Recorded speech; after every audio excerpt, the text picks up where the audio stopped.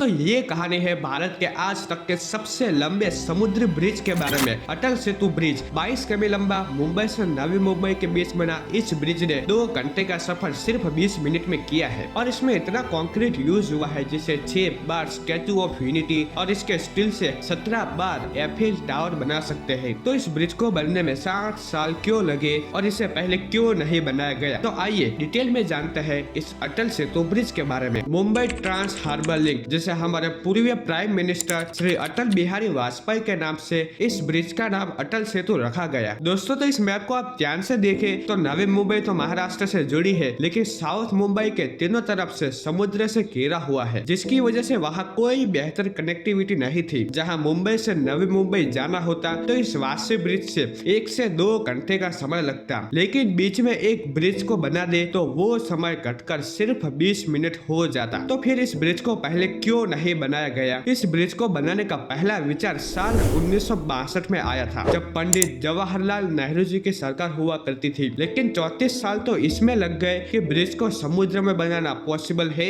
या नहीं। ये फाइल ऐसे ही अटकी रहती है और 2006 में टेंडर भी निकाले जाते हैं। आखिरकार 2017 के आसपास नरेंद्र मोदी जी के डियर फ्रेंड शिंजो आबे ने कहा था कि अगर मुंबई और नवी मुंबई को डेवलप करना है तो बीच में एक ब्रिज चाहिए जहां कई लोग मुंबई में काम करने आ सके। जिसके बाद जापान इंटरनेशनल कोऑपरेशन एजेंसी के साथ एक एग्रीमेंट साइन किया जाता है, जिसमें जापान ने इस ब्रिज के लिए 15,109 करोड़ रुपए लोन के रूप में हमें दिए थे। शिंजो आबे जापान के पूर्व प्राइम मिनिस्टर हुआ करते थे, जिनको एशिया के जायंट लीडर भी कहा जाता था, लेकिन 2022 में इनकी हत्या की जाती है। जहां अटल सेतु के उद्घाटन के दौरान नरेंद्र मोदी जी जापान का आभार मानते हुए भावुक भी हो चुके थे। MMRDA इस प्रोजेक्ट को संभाल रही थी। L&T और टाटा प्रोजेक्ट के साथ साथ IHI और डाइवू भी इस प्रोजेक्ट के कॉन्ट्रैक्टर है। अप्रैल 2018 में ब्रिज का कंस्ट्रक्शन वर्क शुरू होता है। 2022 में ये ब्रिज बनकर तैयार होने वाला था,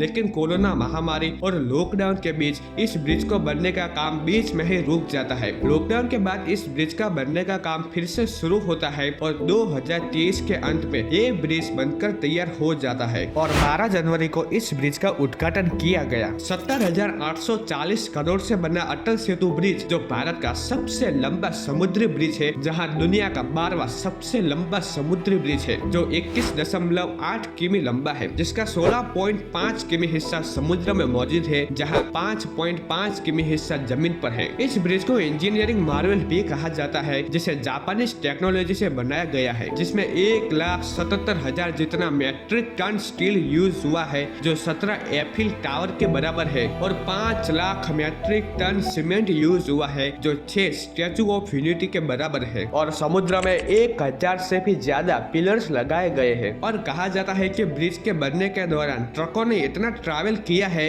जिससे चांद तक पहुंचा जा सकता है। अटल सेतु ब्रिज को समुद्र के सपाटे से 25 मीटर ऊंचा बनाया है और पानी के नीचे जो जमीन की लेयर है उससे 47 मीटर तक पिलर लगाए गए हैं, जो हमारे वर्कर्स के लिए एक मुश्किल टास्क था। इसके अलावा ये ब्रिज एक हाई पॉपुलेटेड एरिया में बनाया जा रहा था और समुद्र में ब्रिज के बनने के दौरान कई कंपनियों की पाइपलाइन भी हो सकती थी, उसका भी ध्यान रखा गया है। तो अटल सेतु ब्रिज के कंस्ट्रक्शन की बात करें तो समुद्र में सिर्फ पिलर्स ही बनाए गए थे और बाकी का पूरा स्ट्रक्चर कास्टिंग यार्ड में बनाया जाता और इसे यहाँ पर लाकर इंस्टॉल किया गया था और इसमें प्री कास्ट कंक्रीट बॉक्सेस का इस्तेमाल हुआ है, जिसकी संख्या 12,000 से भी ज्यादा है। इस बॉक्सेस को जोड़ के एक ऑर्थोटॉपिक स्टील डेक बनता है, जिसकी लंबाई 65 मीटर से 180 मीटर है। कुछ OSD तो जापान, म्यांमार, वियतनाम जैसे देशों में तैयार हुआ है और इसे काफी मुश्किल से ट्रांसपोर्ट करके यहाँ पर लाया गया था, जिसे कंप्यूटर कंट्रोल की मदद से इस डेक को इंस्टॉल किया जाता, जिसमें एक डेक को इंस्टॉल करने में 3 दिन का समय लगता। इस OSD की सिस्टम भारत में पहली बार यूज की गई है, जहाँ सबसे लंबा OSD 180 मीटर का है और इस ब्रिज की ऊंचाई 25 मीटर है, जहां बड़ी साइज की शिप्स आराम से आ जा सकती है। ब्रिज के बनने के दौरान मटेरियल और वर्कर्स के ट्रांसपोर्ट के लिए लगभग 5.5 किमी का टेम्पररी ब्रिज बनाया गया था, जो अब पक्षियों को देखने के लिए इस ब्रिज का यूज होगा। ब्रिज को बनने के दौरान पर्यावरण का भी ध्यान रखा गया है, जैसे कि ब्रिज पर 1212 लाइट्स मौजूद है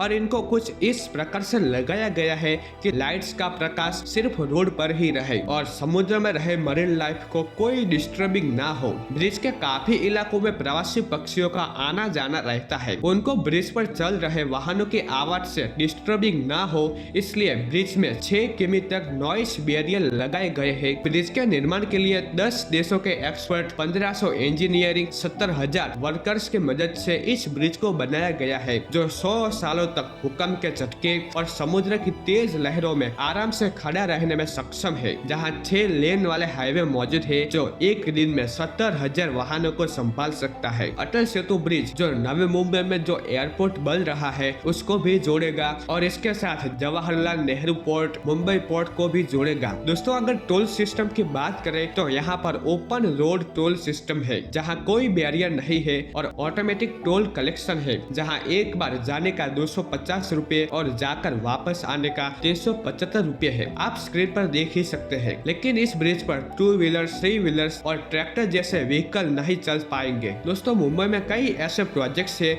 जो आने वाले समय में मुंबई की ट्रैफिक की समस्या को काफी हद तक कम करेंगे। तो इस अटल सेतु ब्रिज के बारे में आपका क्या विचार है, कमेंट में जरूर बताइएगा और ऐसे ही वीडियो के लिए सब्सक्राइब कीजिए अनोखा टीवी को।